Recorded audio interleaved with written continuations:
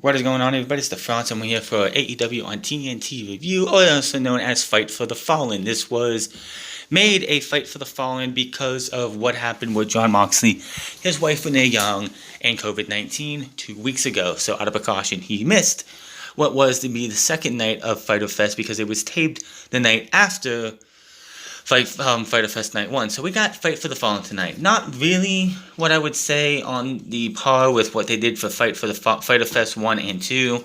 I mean, we had FTR versus the Lucha Bros, Sonny Kiss versus Cody Rhodes, and of course, in the main event, the FTW champion takes on the AEW champion, Brian Cage versus Jon Moxley. Also in the interim, we also had the Nightmare Sisters make their TNT debut, even though I just don't think, which we'll get into that in a little bit later. But we started the show off with the TNT Championship. So 2 titles on the line tonight, this one and the AEW World Championship, which will be the close of the show. Now, Cody comes out for his title match, and then Sonny Kiss comes out with a couple of Jaguars cheerleaders and does the longest entrance I think I have ever fucking seen, where you're standing in one place because Sonny Kiss and like three of the cheerleaders do a whole freaking dance routine before he even gets to the ring. Now, Justin Roberts makes the announcements. Aubrey Edwards is handling the referee duties. Cody goes right after Kiss, kicks to the corner, hangs him out to dry over the top rope, and does a few push-ups. Kiss tries to send Cody onto the floor, but Cody skins the cat and then hits a disaster kick, cover 2. Kiss with a forearm strike. Cody sends him out to the floor. That sends Cody out to the floor. A couple more shots back in the ring. Kiss lands a few more kicks. Handspring slap. Cody ducks it and goes up for his full Nelson. We do notice during this match that Tully Blanchard is in the crowd. No Shawn Spears to be seen whatsoever. Maybe Shawn Spears isn't there. Maybe if he's not on Dark this week or next week, we'll see that he wasn't there for these tapings. Maybe he's something with COVID too. Which, by the way, I forgot to mention. No Tony Schiavone this week not because he's tested positive or anything, but his COVID test was slow to come back. So out of precaution, AEW decided to have him stay home. So if anything happens, he won't infect anybody. So unlike WWE, where they don't take any fucking precautions, that's why we see a 70-plus-year-old Ric Flair still on Monday Night Raw during these trying times. AEW is like, listen, if you have fears of not being able of working, and you test comes back negative, back positive, or it's slow to come back, just stay home. It's better safe than sorry. That's the difference between WWE and AEW when it comes to this shit. One is better safe than sorry. The other doesn't give a shit. Anyway, like I said, Tully Blanchard is looking on from the crowd, which, by the way, you could see when they pan out every once in a while, there are a lot of people there, were even some kids there. A lot of them wearing masks, not everyone though. But Kiss fading a bit when he's got him in the full Nelson, but he finally breaks out of it. Kiss with an overhead suplex kip up and lands a Hurricane Rana, Matrix dodge into a handstand Hurricane Rana takedown, which was absolutely cool. That you saw, that was pretty good. It was a good looking shot. Kiss switches with a shot to Cody's face. He's stuck in the corner and gets nailed with an axe kick. Cover 2. Kiss went for a split-legged leg drop, which I don't know why anybody would ever want to do that, because that's definitely a move that Sonny Kiss is not going to be able to do later in his career, because you're pretty much just splitting yourself, and it's just not a smart thing to do. Cody tries for the crossroads. Kiss reverses this onto one of his own. He said something. I couldn't hear exactly what he said. Cover 2 count. 450 splat off the top rope by Kiss for a 2 count. Kiss tries for a head scissors. Cody blocks it and sends him out on the ramp. Alabama slam, which, holy shit. On the ramp, Alabama slam. Cody rolls Kiss back in, goes for the cover, but Cody, not realizing anything, goes for the cover, but ends up having his feet under the rope. So the referee tells him, get your feet out, which gives, of course, Sonny Kiss enough time to be able to get the kick out. Cody takes off his weight belt, tosses it aside, puts Kiss up on the top rope, goes for a hand and lands a superplex, pin attempt, cover 2. Cody is not happy. He is getting frustrated. He wants this. He's trying to get this to work. He's trying to beat him. He can't put him away. He's starting to get frustrating. You notice in this match and previous weeks or so, it just feels like there's a little bit of a heel turn, like teasing for Cody. So I don't know if that's going to happen anytime soon. But let's see here. Kiss with a roll-up as Cody is bickering. Cody goes right into a crossface, but Kiss breaks it up, though. Cody throws some big shots on Kiss's face. Cody has a ref check Kiss, then yanks the turnbuckle pad off. He is definitely not, as they mentioned on commentary, he's not acting like Cody usually would. So, yeah. Cody clearly frustrating this match. He tries to throw Kiss into it. He reverses that, and this looked bad. Because Cody's looking to throw him into it, but he reverses that. And the way Cody went into it, it just didn't look like it didn't look right. It looked pretty sloppy. Cover 2, Kiss with some big forearms. Roundhouse kick goes for a discus forearm, but Cody ducks it, hits the crossroads, and bends him up. 1, 2, 3. Cody retains the TNT Championship. After the match, he checks on Sonny Kiss and gives the opponent a hug and says a few words and raises his hands. And that was that. It was a pretty decent match, but there was some sloppy spots in it. Sonny Kiss getting that time to shine that a lot of people are going to get during this title run from Cody. I'm just wondering, if and when will Cody turn heel and end all of this? Because it just seems like that's where they're going down, is they're going to turn Cody heel. Would it turn him against the Elite? Yes, but the Elite, it's like the Elite's been brought back down to what it was before all this shit with being the Elite, all this stuff with Cody and them, it was. And that was Kenny, the Bucks, and that was it. We'll talk about Hangman and some teasing they did with that later, but it's, again, it just feels like that they beat the elite of Kenny, Hangman, Cody, and the Bucks built together, brought AEW here, but they've split everybody off, and now it's the Bucks and Kenny are the Elite. Hangman's going to be, it just feels like that Hangman's eventually going to turn on Kenny, as we all suspected, and Cody's off on his own. So, and seriously, outside of the Stadium no. Wasn't even that, because the Stadium Stampede, Cody wasn't in that match. Yeah. Since the TNT Championship thing has become a thing, even in the tournament, Cody has kind of gotten away from the Elite. I don't even think he's part of the Elite anymore, even though he's on BTE just very rarely. I honestly think Cody turning heel is going to happen sooner rather than later. Then we move on to the Lucha Bros versus FTR. This match, of course, is coming off of what happened over time, starting with a couple weeks ago when FTR was in the middle of the ring and Butcher and the Blade challenged to them and the Young Bucks to an 8-man tag match with the Lucha Bros, which, of course, the Lucha Bros are back in this feud and everything because they were replacing the Super Bad Squad, who were, of course, Jimmy Havoc and Kip Sabian, which, by the way, we have not seen Kip Sabian outside of the title match with his girlfriend or his fiance against Kushida since Jimmy Havoc went to rehab. So I don't know if they're holding him off until Jimmy Havoc can be brought back from his rehab. I don't know. But anyway, the Butcher and the Blade enter the building with the Lucha Bros, but stay behind to watch the match. Pentagon beats up on Hardwood as things get going. Phoenix tags in. They try to do a double team move when Pentagon flips Phoenix down on his opponent. The split-legged rolls through a maneuver, but I don't know what happened here, but they botched this badly. They went to go for it, and they mistimed. So they Phoenix lifted Pentagon up again, and then they did it again, this time hitting the roll-through splash. And Phoenix ends up doing it anyway. Wheeler, with a blind tag, is able to drop down on Phoenix. Drop toe hold by Wheeler. Elbow drop by Hardwood. Quick leg drop by Hardwood. Camera showing Tyler Blanchard yet again.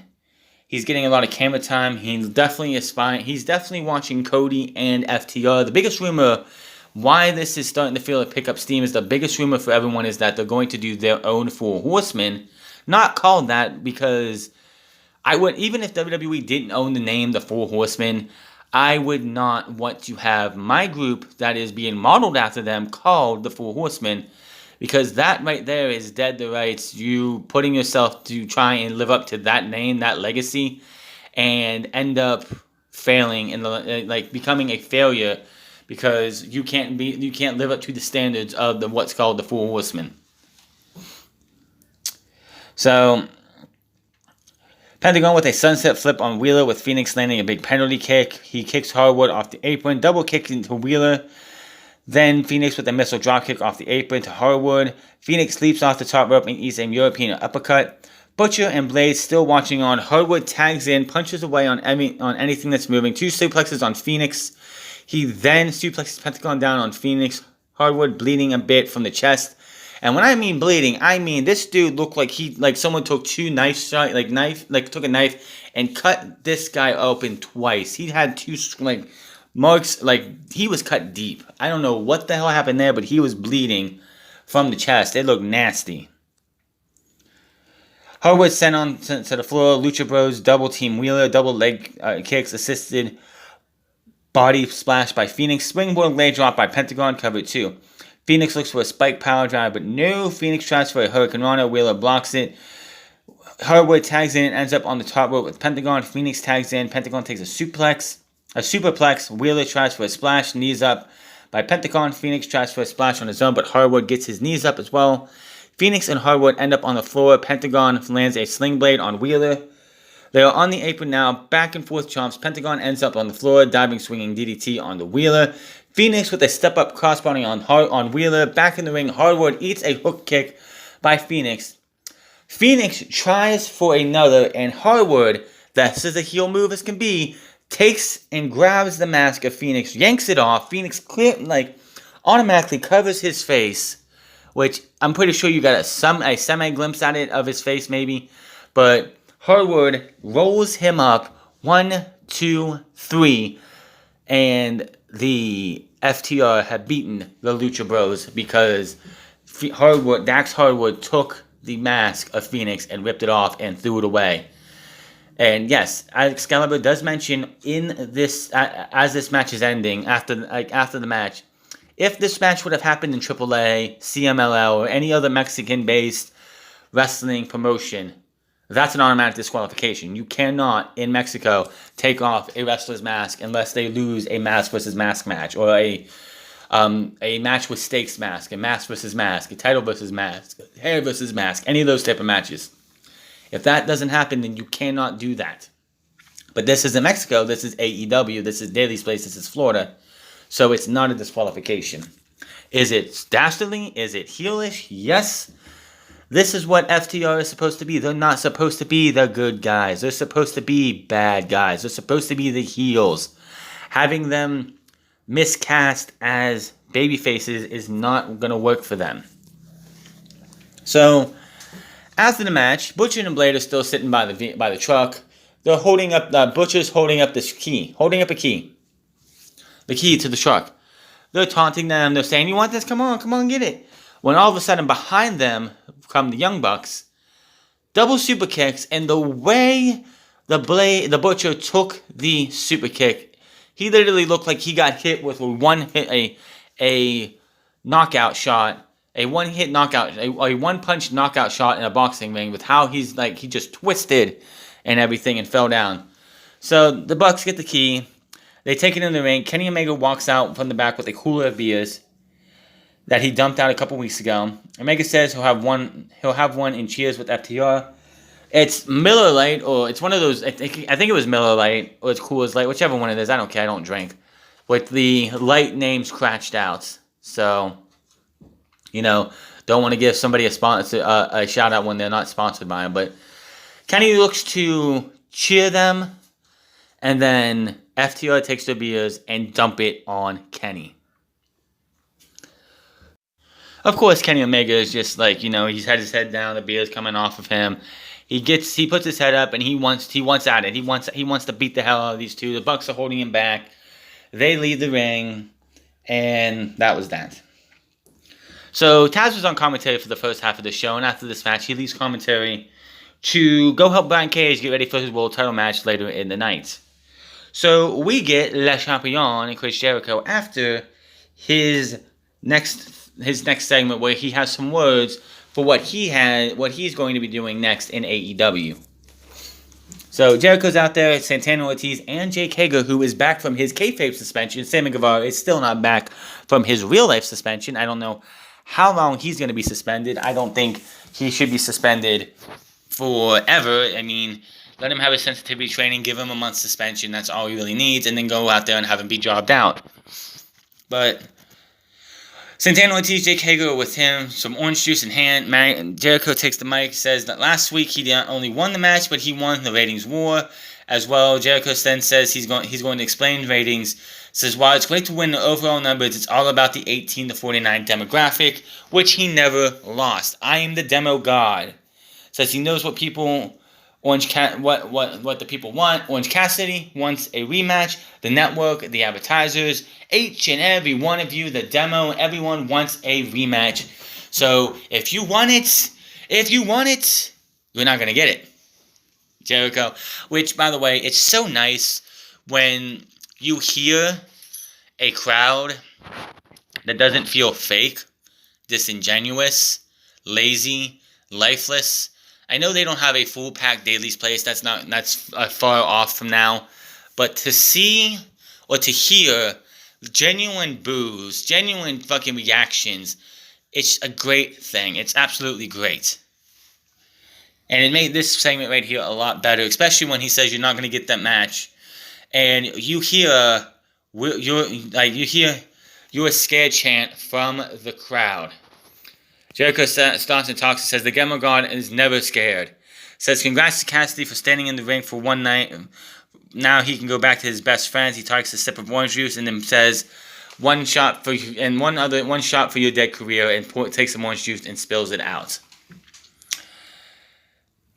Cassidy's music hits, which he has his own music if you didn't know, and he makes his way slowly down the stands. As he is not coming down the ramp, he is coming from the concourse area, it looks like. Jericho says Cassidy is too lazy to be in the level of Jericho. He calls Cassidy a sloth, and that he's entitled. He then tells Orange that he will never be a rematch. More, you a scared chance. Jericho tells Cassidy to take his glasses, fold them up, and shove them up your ass. Now get out of my arena. Tells him to get out. So Cassidy takes his hand, does the thumbs up, raises it, the lazy thumbs up, does it all the way up in the air as high as he can, and then turns it up for a lazy thumbs down. Jericho's like, oh, what are you going to do? You're just going to give us the thumb down? What do you think that's going to do? And then all of a sudden, after it took about a second or two, I don't know whoever hit the button, it took them a while, but you just see orange juice fall down, hitting Jericho, Hager, Santana, and Ortiz. Jericho got the brunt of it. Ortiz is a national treasure and should never needs to be protected at all times. This motherfucker gets a little bit of orange juice hitting him. He falls over. He can't swim in less than an inch of water, an inch of orange juice. He's flopping around. He's trying to swim. He's trying to get back up. He's flopping around like a goofball. Dude is cracking me up, my dad up, everybody in the world up. This guy is great. I was so hoping we could have had when they had that match with Orange Cassidy and Santana. I just wish we could have had those guys in the middle of the ring, face to face, going at each other. I think that would have been fantastic. But Ortiz just showing you he is good at what he does. The comedy, he's a great wrestler, but he nails the comedy, man. He just nails it. He did what he needed to do. Gets barely hit by the orange juice, and he just flops down, is flopping around, trying to swim, get up. He's like, help me. It's just, it was freaking awesome. Awesome as hell. So, after that, of course, Jericho joined commentary, as we knew he was going to. So, my notes got screwed up. Let me see here. Yeah, okay, here we go. After that, we go to the Elite versus the Young Bucks. The Elite versus the Jurassic Express. But before we did that, we went back to Alex Marvez, who was going to talk to these guys about the upcoming match when Marco Stunt is just laughing his ass off because of what just happened. Marco has asked his what's so funny? Oh, did you see what happened out there? Jericho just got doused in orange juice. What kind of idiot sits out there and gets covered in orange juice? And he's just laughing his ass off. And then, of course, Luchasaurus is like, after 65 million years, I finally get to take on the Elite. And there's nothing funny about that. So, then we go to the ring again, as I said, and Jericho's not happy. He was wearing a white suit, by the way, which I'm surprised didn't get more orange from this orange juice fiasco. It didn't look any different. And they did take the time to switch out the apron so it didn't look like an orange mess. They didn't just sit there and go, we're just going to dry this off. Nothing to see here, nothing to see here. Actually, during the commercial break, they as fast as they could, get the thing backstage. They got the ring apron changed, and that's a good thing. But Jungle Boy and Nick get things started, back and forth with action between the wrestlers. Hangman is backstage having a drink, making a rum and Diet Coke. Now, Omega and Stunt both tag in. Stunt taunts Omega a bit. They lock up, and Kenny throws him to the mat. Omega seems unbothered by Stunt, but Stunt ends up getting the best of him. Omega then, who's wearing his t-shirt still, ditches the t-shirt. He's just so pissed off right now. Then tags Matt in. Luchasaurus tags in. Big kick to the head. Cover 2. Jurassic Express all over the Elite. Stunt decides to do the floss dance on the floor. And then Nick. Marco, my. This dude was doing the floss. Nick comes onto the apron, runs over, and penalty kicks this guy straight in the head. Holy shit. Marco Stunt looked like he died. Then he gives a kick to the head of Jungle Boy. Omega looks for a dive over the top rope, taking out both opponents. Jungle Boy with the Hurricane Rana, sending Nick to the floor. He hits a clothesline on Omega. Then a springboard swinging DDT in the middle of the ring. Luchasaurus tags in, chokeslam, standing moonsault, cover 2. All of a sudden, we go backstage, and Hangman Page is still drinking, but who should show up to drink with him but Dax Hardwood and Cash Wheeler, FTR. The rumors are going to continue to, you got that with there's smoke, there's fire thing, but there's a little bit more coal put onto that fire, because this is just spreading those rumors that Hangman Page is going to turn heel, and maybe, just maybe, it's not Tully, maybe it's not Cody who joins this group of 4 horsemen. Maybe it's Hangman Page. No idea. But we see them hang back there. Omega with a V trigger, then another one. Omega hits a Snapdragon suplex. Stunt leaping off the top rope. Another one, Jungle Boy in the ring, and he takes 1, 2. Stunt lifts up into the ring as Omega goes for another V trigger with Jungle Boy and Luchasaurus on the ropes.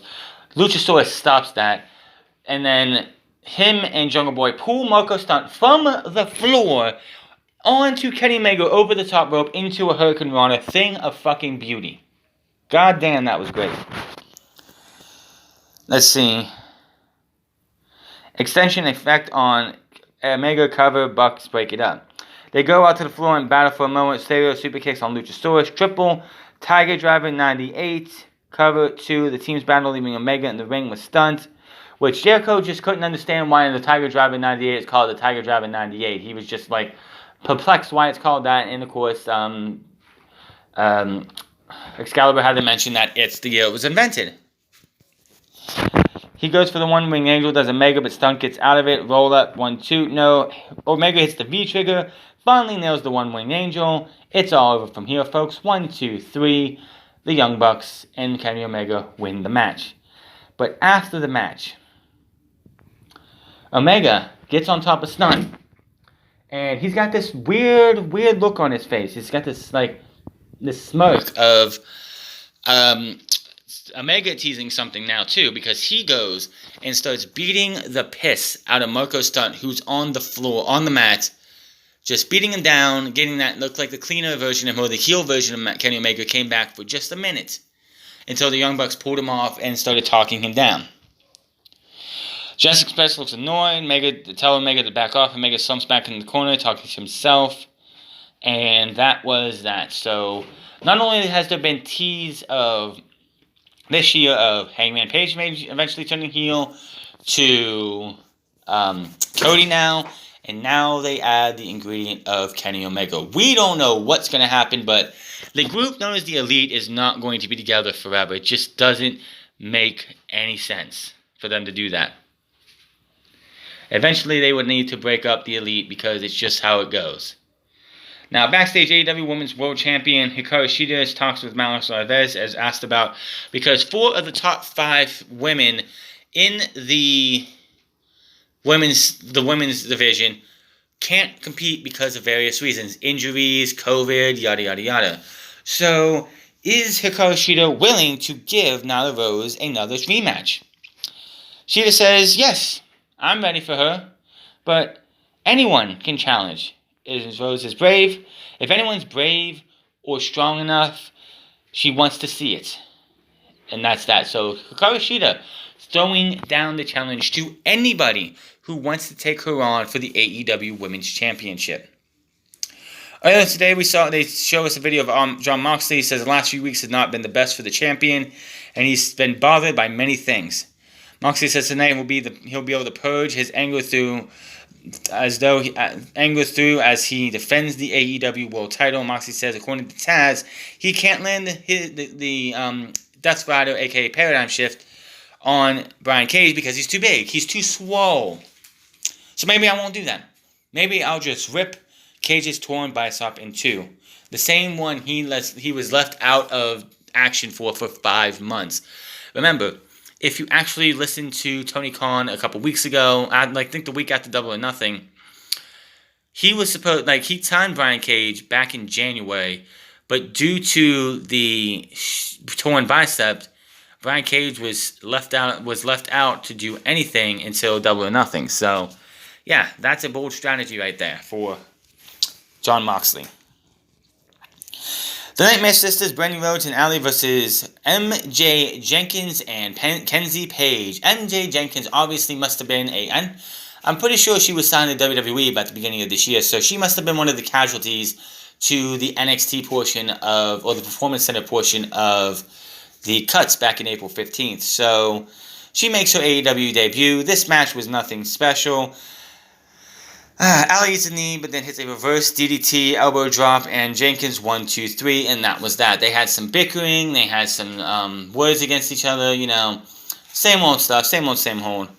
But Allie and Brandy Rhodes win. I don't know where this is going for. Of course, any plans that they had for this entire thing, which was going to lead to Dustin versus QT Marshall breaking up and everything, which honestly would have felt rushed anyway because they just started the Natural Nightmares, and then with not too long after they started, COVID hit, and then when they came back, or QT was able to come back, or they wanted to do this, now you have him in love or infatuated with Allie, who at the beginning of the year was part of the Butcher and the Blades gimmick group and everything. So everything that they do with Brandy feels rushed and unearned.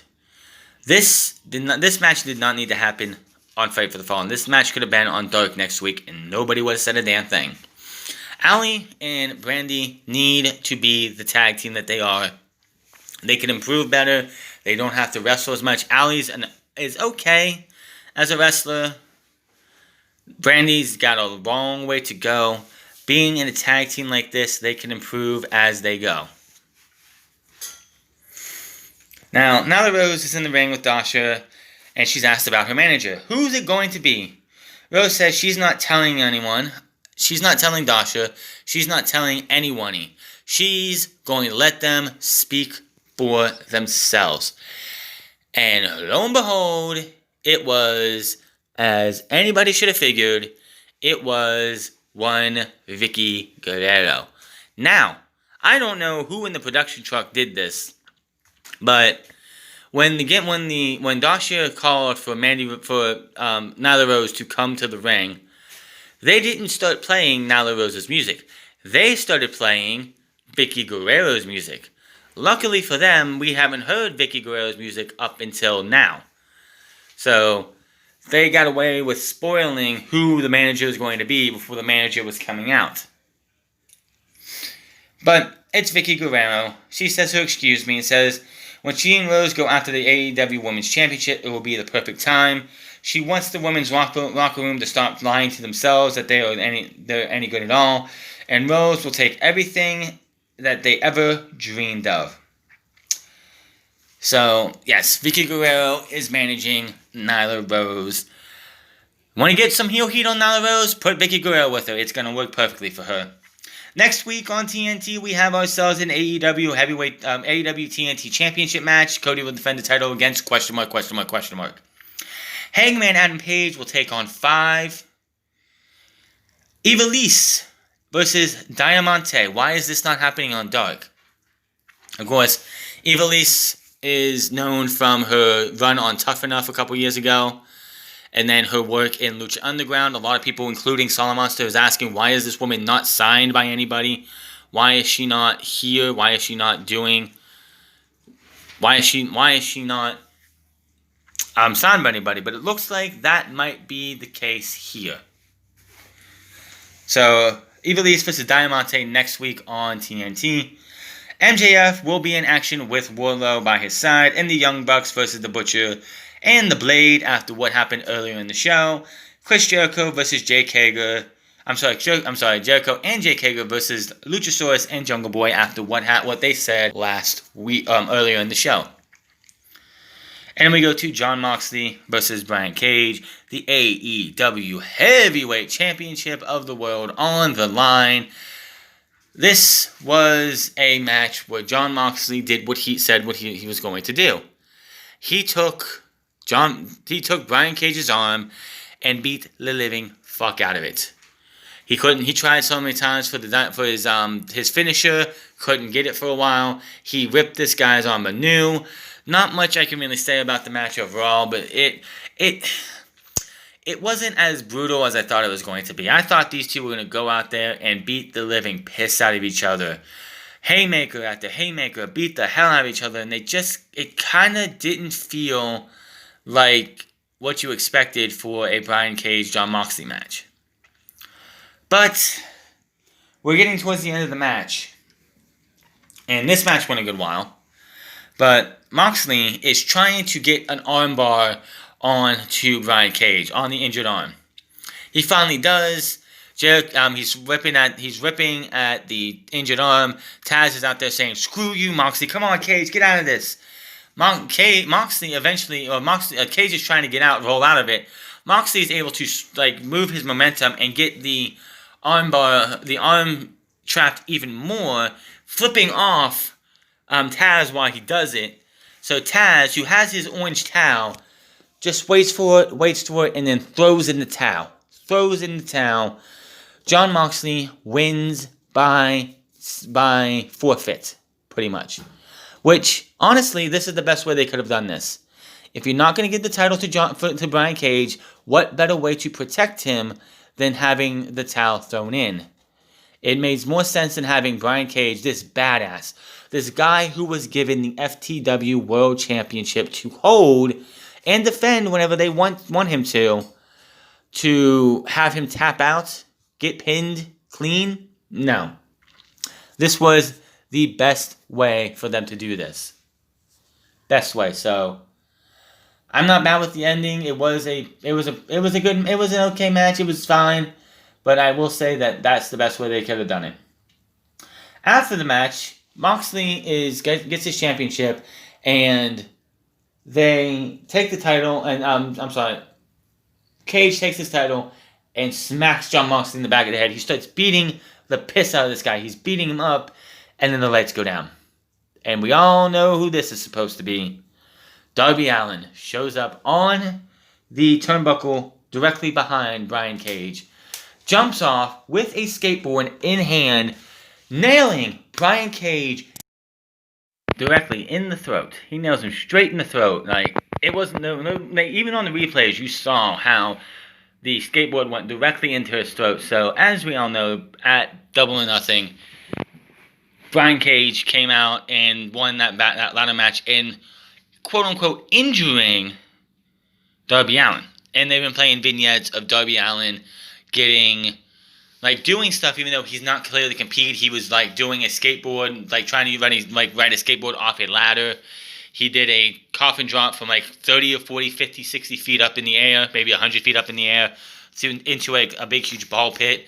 So this has been something they've been building for a while. And obviously, had the match happened last week, Darby Allin would have been there.